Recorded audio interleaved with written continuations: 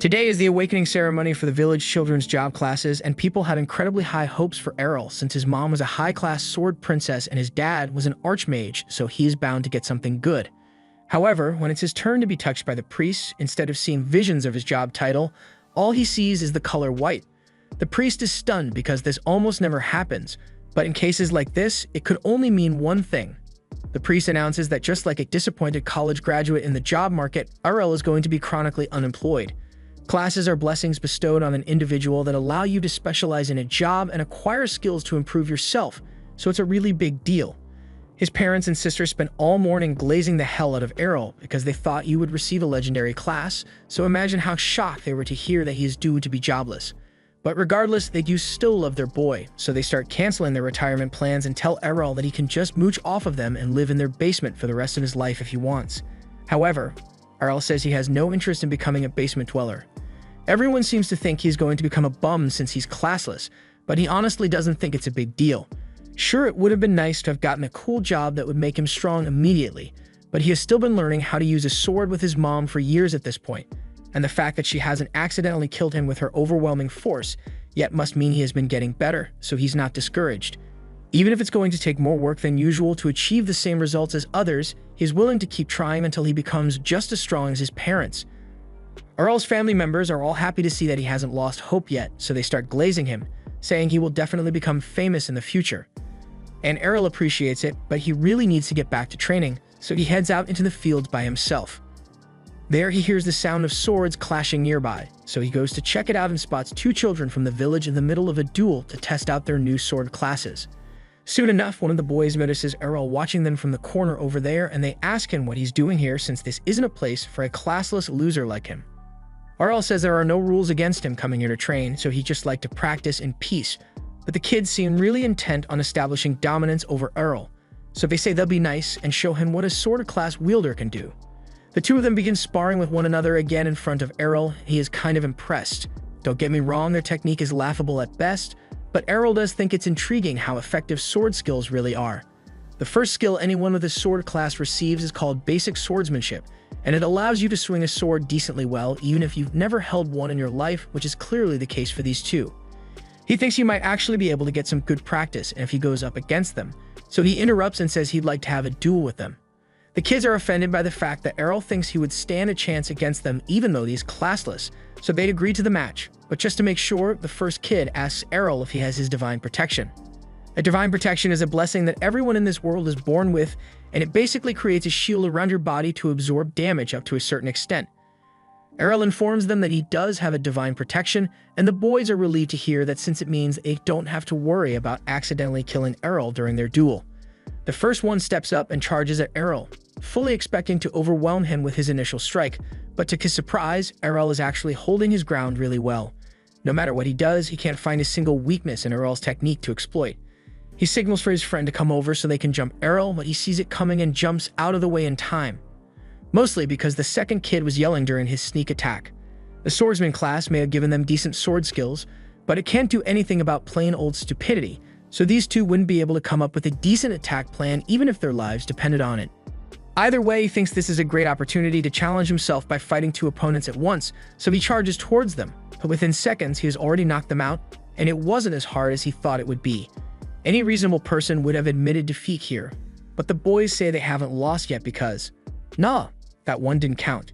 Just then, a red-haired child shows up, and he tells the two of them to stop whining because on a real battlefield, there are no second chances. Red hair seems to be pretty well known since the boy don't bother arguing with him, and as he walks up to Arel, he tells him that his skill with a sword is remarkable for a classless bum like him. But the only reason he won that match was because he was up against those weaklings, so now Red Hair wants to fight Arel to prove that he is superior. The boys inform Arel that Red Hair is the son of Captain Evans, the village's head guard, and Arel happens to know Evans since he used to show up at their house every so often to ask Arel's mom to help him hunt demons. But to be honest, Red Hair looks nothing like Evans, so Arel briefly considers calling him adopted, but he doesn't want to make him any angrier than he already is. Redhead is only doing this because he thinks his father is the greatest, but everyone else in the village says Arel's mom is stronger, which is true by the way, but Redhead can't accept that. He wants to make it clear that he isn't lazy like those two over there. He awakened his sword skills a year ago and has never skipped a single day of training, so even though he is young, he has already attained some intermediate-level sword skills. He believes the skills of parents are inherited by their children, so he is here to prove once and for all that his dad is the best by beating Arel. But Arel calls him out on his BS, because none of what he said made any sense. He's obviously just angry that Arel's mom can beat up his dad, and he's trying to take it out on him, but Arel is always down for a good challenge, so he accepts the duel. The duel begins shortly after, and the two start clashing blades with incredible speed. The other two boys watch on from the sidelines, and they are astonished by the fact that Arel is able to keep up with an intermediate swordsman like Redhead. After fighting for a few minutes, Arel can tell that Redhead is a lot stronger than the other two, but his anger is clouding his judgment, so after one wide swing, Redhead is left completely open, and he plans to take full advantage of that. He closes the distance and aims for Redhead's neck, but at the last second, Redhead uses one of his skills to counter. Arel manages to block the initial strike, but the second slash hits him in the gut and sends him flying into a brick wall. Redhead is surprised that Arel actually managed to block one of the slashes at such close range, but he still got hit in the end, so it's Redhead's victory. Arel asks for an explanation, so Redhead tells him that what he just used was called Twin Blade, and it is an attack skill that allows him to perform 2 strikes in one swing. He admits that Arel is way better than he thought he would be, and he respects him for it, but there's no way someone who is classless like him would ever be able to defend against a sword skill like that. However, Arel takes that as a personal challenge and swears he will find a way to overcome it. A few days later, Arel's sister comes into his room to wake him up, but he really isn't much of a morning person, so he just ignores her and goes back to sleep. However, Astaire then threatens to kiss him if he doesn't wake up, and that's enough to get him out of bed. They both head to the kitchen to grab some breakfast, and Astaire is still trying to kiss Arel, but his mom doesn't seem to mind since it's not incest if you're not blood related. However, in this case, those two really are blood related, so this is definitely incest. Once everyone has had their meal, Astaire asks Arel if he plans to go to his special training session again today, and he confirms it, but she doesn't understand why he has been pushing himself so hard lately. She tells him he should take a break every once in a while, but Arel doesn't plan on resting until he has become the best, so once he's done with breakfast, he heads out to continue his training. Astaire is starting to get really worried about him since he's been coming home late every day since he got beaten up at the training grounds, but Fara is sure that Arel is capable of taking care of himself, so there's no need for them to worry. She takes Astaire out back and shows her a chest full of broken swords. These are all the blades that Arel has been using to train, and you can tell by how worn out they all are that Arel is putting a lot of effort into getting stronger, so they should let him work as hard as he wants to. Meanwhile, out in the forest, Arel is using a tree to test out his new move since he thinks he has finally perfected it. He had to let the redhead hit him with it a lot so he could figure out how it works, but he eventually got it down, so he can use Twin Blade Slash at will now. All this while, a goblin has been watching Arel from the bushes, and even though it just saw what Arel is capable of, it uses the logic of my ranked teammates and decides to attack him alone. Arel spots the goblin and easily slashes it across the chest before its body could even hit the ground. Just then, Arel hears the growl of a large monster somewhere else in the forest, and it sounds pretty big, so he's about to retreat to call for backup. But just as he is about to leave, he hears the voice of a kid being attacked by the monster. He doesn't have time to call for help anymore since it might be too late to save the kid by the time he returns, so instead he charges forward to handle it himself.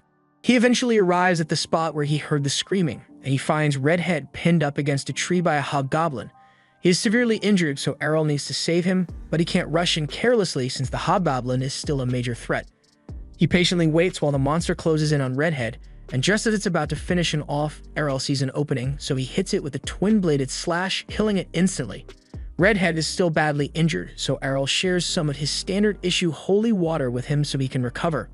He feels a lot better now and thanks Arel for sharing his holy water, but now that that's out of the way, he demands to know how the hell Arel managed to do that. Twin and Slash is a complex move that can only be achieved by using a skill. Arel admits that it definitely is complex, but all he needed to do was figure out the patterns and timing, and he was able to replicate it pretty easily. In fact, he should probably be thanking Redhead since it's only because he kept using it over and over that Arel was able to figure out how to perform the technique.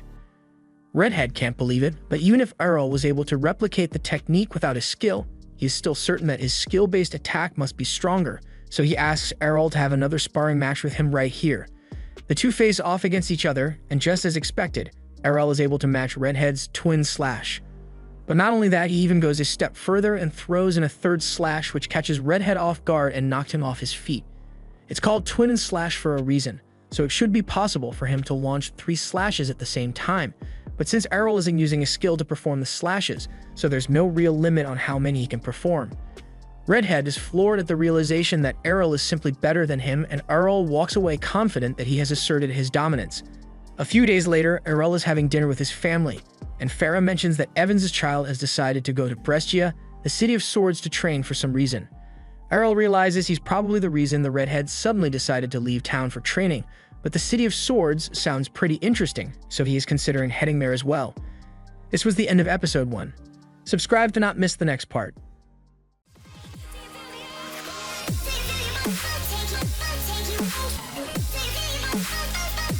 Take you,